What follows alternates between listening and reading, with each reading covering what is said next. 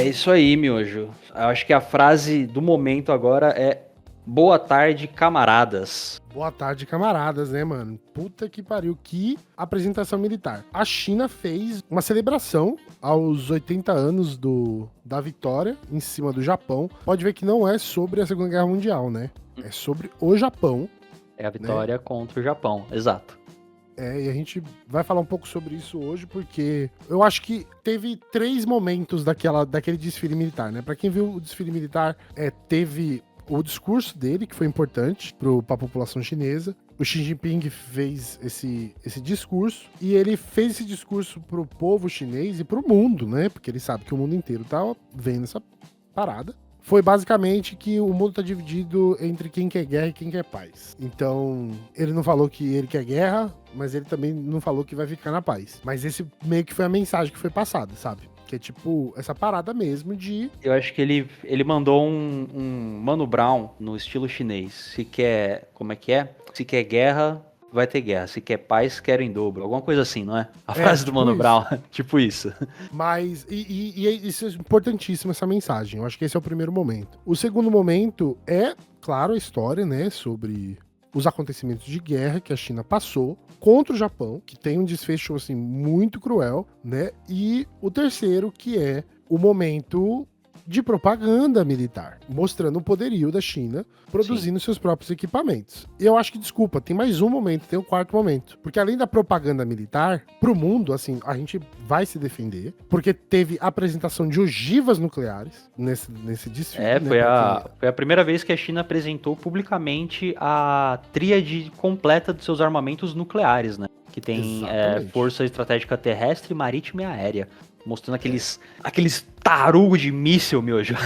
Carregado por caminhão, velho. É assustador ver, mas caramba, foi assim, uma demonstração de força absurda. No mundo capitalista burguês atual, né, pra você querer paz, você tem que saber fazer guerra, né? Exato. Então, esse é a propaganda deles ali. Mas esse quarto ponto é um ponto que não ficou muito claro para as pessoas. Mas isso também aconteceu dentro desse desfile, que também é o open market de armas que eles podem vender para os países.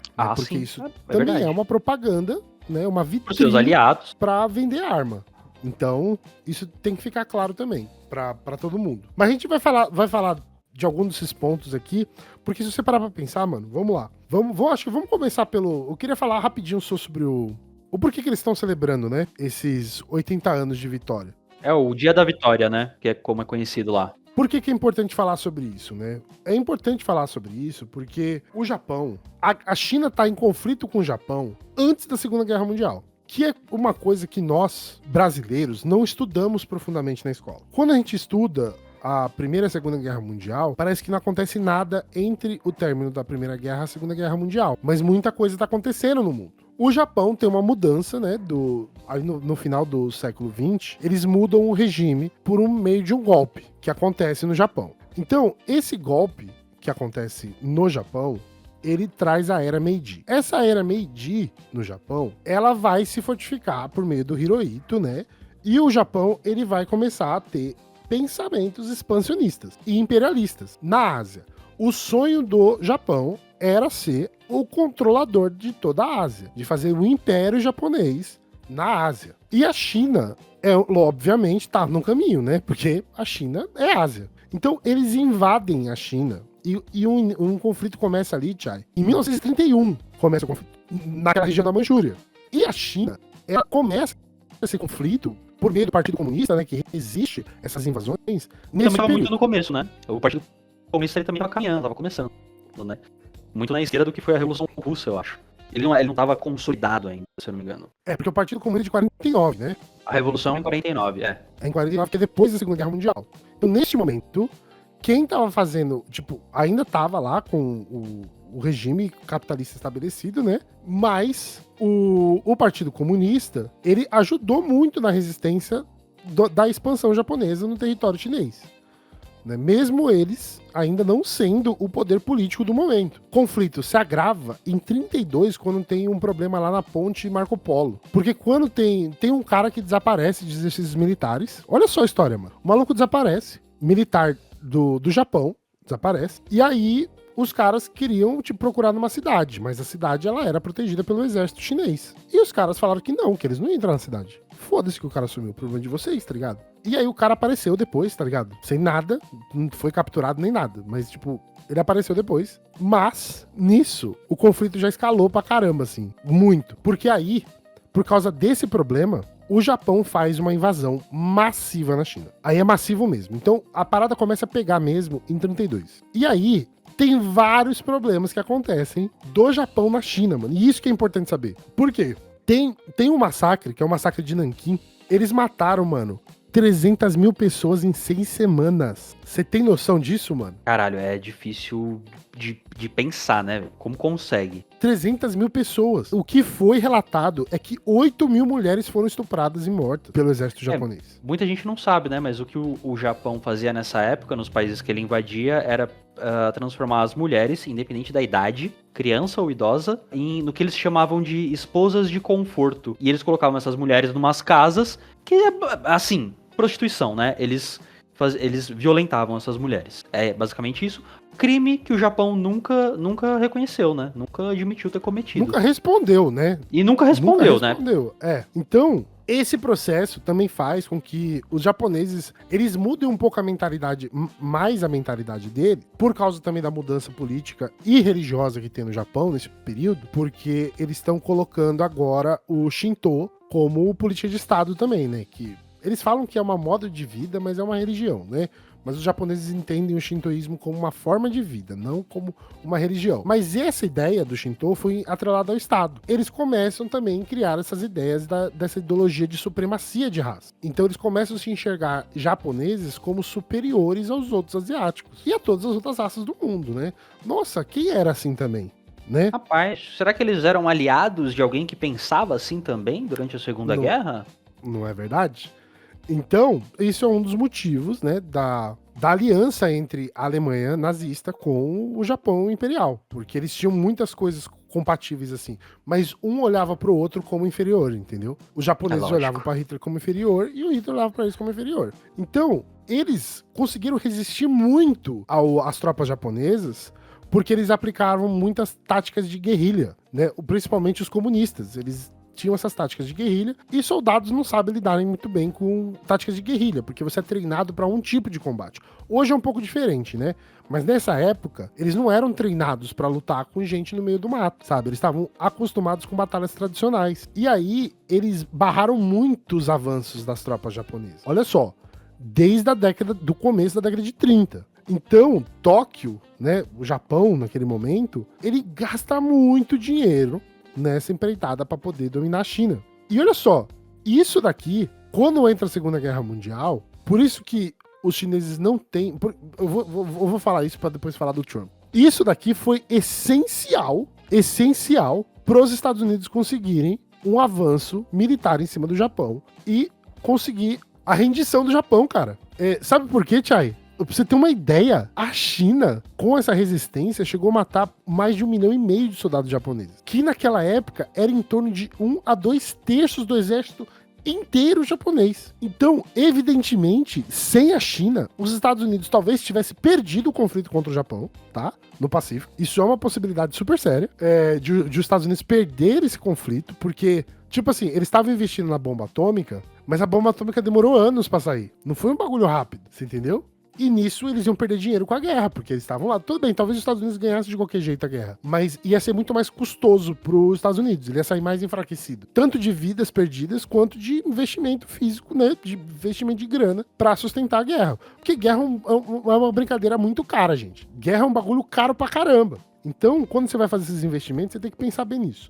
Então, isso daqui é super importante pra gente primeiro entender esse contexto. Mas tem uma coisa também que é super importante falar, que é dos crimes que foram cometidos pelo Japão, que pouca gente sabe. Então, terminamos essa história aí da China, tá lutando com o Japão, né, de uma forma geral. Agora, eu vou falar de um caso bem específico. E outra, né, a vantagem da China ter ganhado também, Chay, os Estados Unidos nunca teve guerra nos Estados Unidos, né, mano? A China tava lutando essa guerra no território deles, né? A China tava até antes disso, já tava com problemas, né? Principalmente com o Império Britânico em Hong Kong.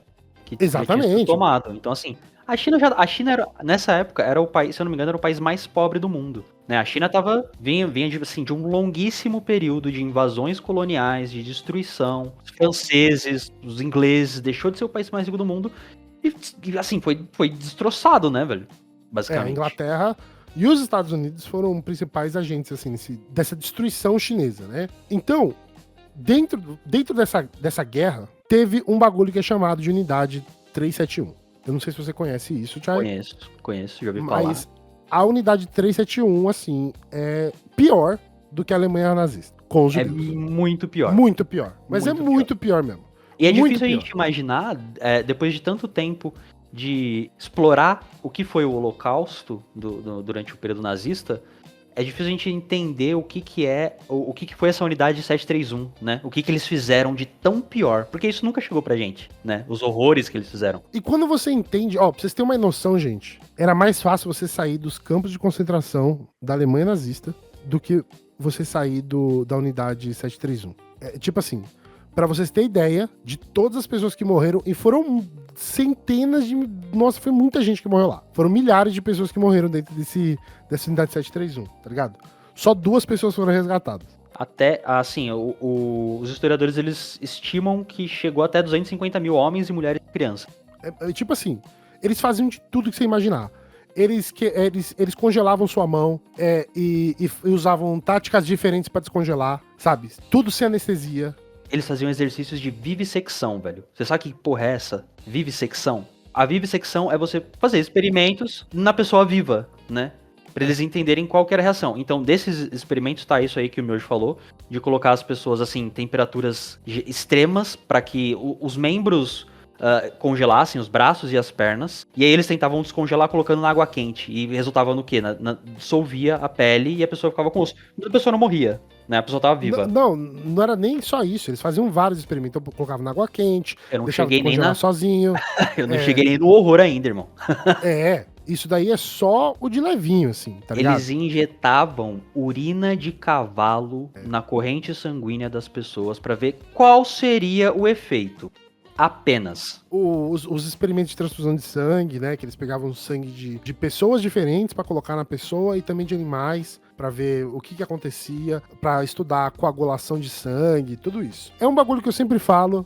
Eu acho que ainda o ser humano no século XXI, ele se nega a ver a realidade e não está preparado para ter alguns debates. Dentre eles, medicina é a coisa mais escrota que nós temos no século XX pro século XXI. A nossa prolongação de vida, ela foi em cima da morte dessas pessoas, tanto na Alemanha como no Japão. Os estudos médicos que nós temos hoje, o avanço da medicina de hoje foi baseada nisso, na morte intencional de milhares de pessoas. E não é como se existissem uma coisa assim meio bizonha chamada povos originários que viviam, sei lá, em comunhão com a natureza e sabiam como curar algumas das suas mazelas. Não é como se isso existisse, né?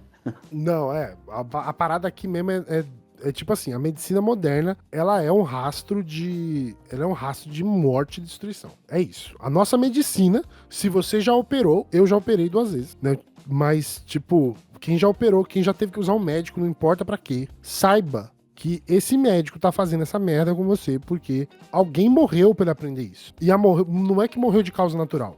As pessoas foram mortas intencionalmente pra que isso acontecesse. Eu não sei porque a gente não tem nojo da medicina. Porque a medicina é o resultado dos maiores genocídios que já aconteceram. Né? Tudo bem que agora a Palestina tá superando tudo, mas a Segunda Guerra Mundial é um bagulho nojento, sabe? Não só na Alemanha, gente. O Japão também era assim. O Império Japonês era assim também.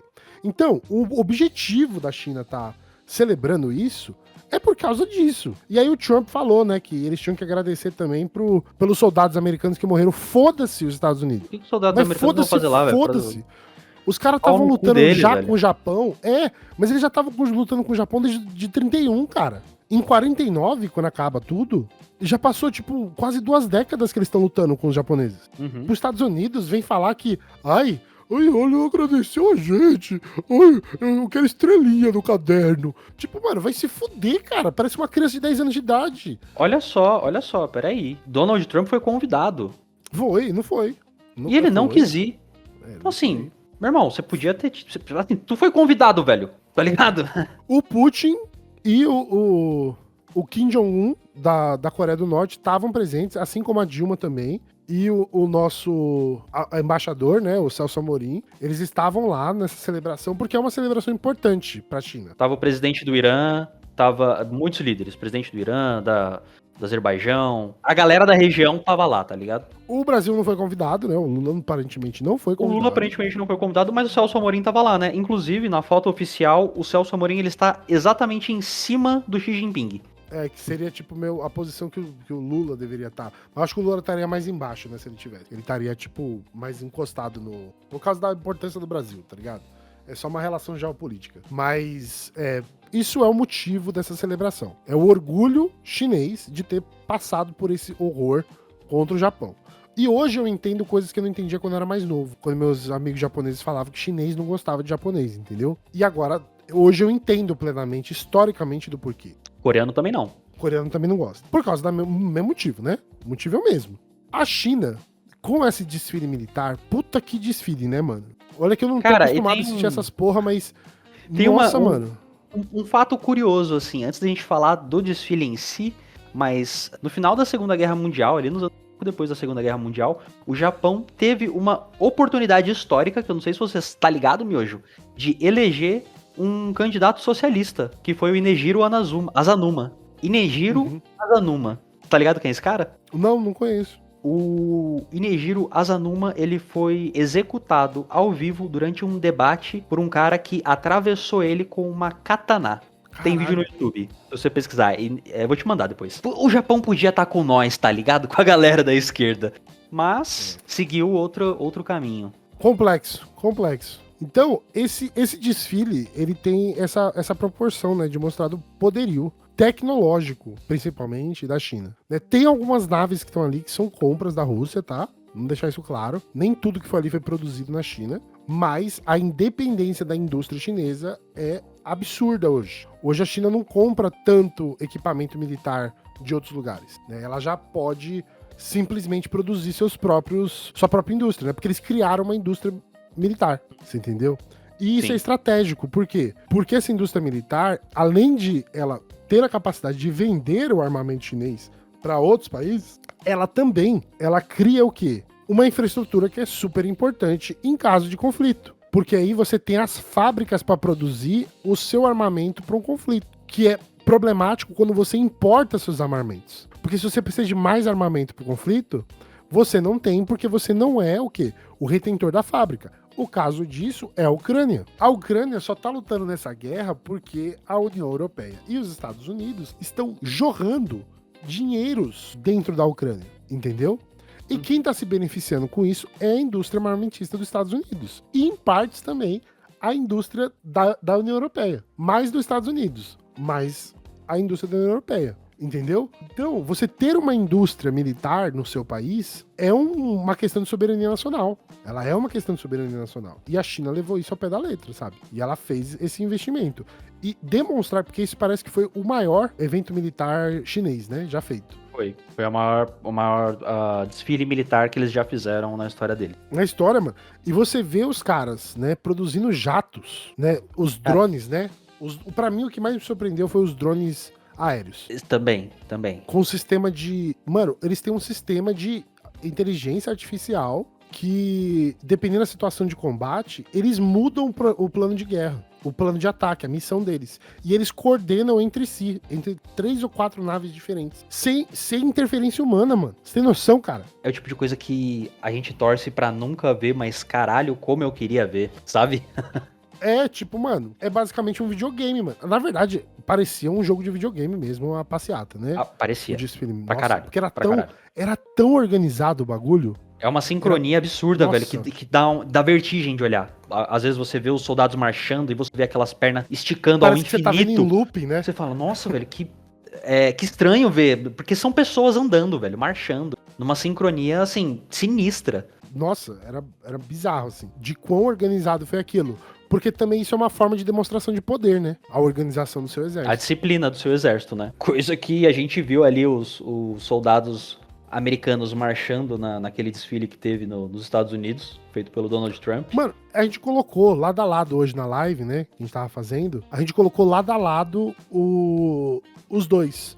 O desfile militar chinês com os Estados Unidos. Mano, tipo, dá vergonha, assim. Não, sério. Eu acho que até o desfile do Brasil com o Bolsonaro foi um pouco melhor do que aquele dos Estados Unidos, mano. Não, o nosso tá pau a pau com os Estados Unidos. Até um pouquinho melhor em alguns aspectos. Porque pelo menos os soldados marchavam junto no Brasil, tá ligado? Lá não. Os caras estavam andando, mano. Mano, só tinha soldado igual eu, obeso, cara. Todo mundo ali, tipo, gordo, tá ligado? Eu falei, caralho, mano, eu tô gordo, eu posso fazer parte do exército dos Estados Unidos. Uma galera fora de forma. Será que é estratégia? Não, os caras que controlavam os drones, nossa, ele podia sentar em cima do drone e ser carregado por ele, tá ligado? Porque o cara tava até com fadiga pra andar, mano. Vai tomar no cu, velho. O bagulho dos Estados Unidos. Mano, eu não sei porque eu tô com. Eu sempre tive ódio dos Estados Unidos, mas agora tô mais. Mas é tipo, mano, feio.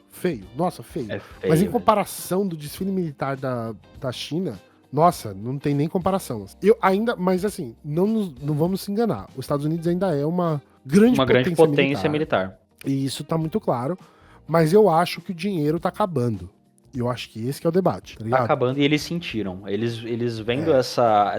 O que aconteceu ontem, né? Dia 2... aconteceu... Foi ontem? Foi ontem. Foi transmitida hoje, né? Aqui no Brasil. A gente assistiu ontem à noite. Foi transmitido ontem. Foi transmitido ontem também. Mas é que aqui no Brasil não foi transmitido ontem, né? Foi transmitido hoje, eu acho. Foi. Eu assisti ontem. Foi? Eu assisti ontem. Foi transmitido no YouTube pro mundo. Tá. Tava no YouTube, verdade. Não, é verdade, o Felipe Durante tava fazendo uma live ao vivo, né? Isso, também. Não, a nossa mídia eu acho que não transmitiu ao vivo. Eu acho que a mídia não transmitiu nada, na verdade. Porque eles não tava no horário pra eles, né? Isso foi mais falado hoje. Mas, só pra gente falar, uma última coisa sobre o armamento, coisa que me chamou muita atenção, além dos drones, foi o sistema de defesa anti-drone dele, né? De laser, né? De laser. Cara, isso é muito ficção científica. Aquilo ali eu falei, porra. E é um sistema de defesa antiaéreo que falam que é superior a qualquer outro sistema que exista. Incluindo o que a gente viu que não é tão bom assim, né? Que é aquele sistema de Israel. Eu nem lembro mais o nome daquela bosta. É do Iron Dome, né? O Iron Dome, aquela porra lá que o Irã falou assim, não, a gente só sobrecarrega. A gente só sobrecarrega a capacidade dele e manda um supersônico no meio. Já era. Toma. Sobrecarregou, acabou, velho. E a China também produz esses supersônicos, né? Estima-se que se a China quiser, ela afunda toda a tropa marítima dos Estados Unidos em 30 minutos. Você tem noção, mano? Rapaz, toda a frota marítima. Isso aí eu vi o Felipe Durante falando, é o míssil Dongfeng 61. É o intercontinental terrestre. É uma doideira isso daí. Meu irmão, é gigante, é sinistro. Então, esse desfile, ele teve várias finalidades, né? De mostrar o poderio militar, de mostrar a organização da China, de falar sobre o projeto da China para o futuro, mas também da influência na região. Por quê? Porque a China vende esses equipamentos e ela vende esses equipamentos como uma forma de soft power, tá? Por quê? Porque ela não vende os equipamentos por vender. Ela vende eles por preços bem baratos e com pagamentos a longo prazo, tipo as Casas Bahia da Ásia, tá ligado? No carnê, você vem com a gente que você paga mais barato e de boa. E isso faz o quê? Facilita a aquisição dos equipamentos pelos países da região que necessitam dessas armas, mas também reforça os laços com a China, com seu poder de influência global. Então, a China não tá forçando ninguém a fazer guerra, né? E a China, ela tá desenvolvendo esse soft power, né? Tudo bem que a demonstração militar, ela é um hard power, né? É uma forma física de falar, mano, ó, tipo, eu estou preparado. Tem um plano da China de reanexar Taiwan até 2027, né? Então tem essas expectativas também. Mas o mais importante para a China é ela ajudar os países a se desenvolver para ela ter influência internacional. Que é o que ela faz na África, principalmente. Não é só aqui que ela faz isso. Ela faz no mundo inteiro. A África, praticamente, ela passa por esse processo, onde a China vai lá, desenvolve alguma infraestrutura, ela faz isso a preços baratos, para que ela possa ter algum benefício. Então, ela vai comprar, tipo, o minério do país. Mas a China não impõe o minério. Tipo assim, se você não quiser vender, beleza, foda-se, tá ligado? A gente quer fazer isso por causa do minério. E aí os acordos são feitos, entendeu? Então a China leva alguma coisa sempre, mas ela não leva, como que eu posso dizer? o exército dela junto, ela não né? leva o exército junto. Ela negocia numa mesa mesmo como gente grande. Não como uma criança mimada, que é os Estados Unidos, né? Os Estados Unidos é um bando de gente mimada, né? Com uma porra de um milkshake na mão pedindo mais, sabe? É tipo, sabe aquele comercial do Tang, Quero Mais? É tipo James, é tipo isso, sabe? É tipo isso, é tipo isso. Os Estados Unidos é literalmente isso. Então, é importante que colocarmos em perspectiva também que a China já falou abertamente esse ano, mês passado, na verdade em agosto, sobre a expansão do comunismo no mundo. Ela falou isso abertamente. Hoje, a China vai se preparar para expandir o comunismo mundialmente. Isso é lindo de ouvir, né? Porque pelos planos, a China é um país que tem, assim, planos para décadas que eles estão tocando, né? E essa coisa de tentar expandir o comunismo a nível global, tava pra 49, se eu não me engano, né? Acho que foi o Bira que 49, falou isso pra nós. Tava lá próxima, pra frente. Só que não, seria não a próxima dá, assembleia, né? A gente não chega a 49.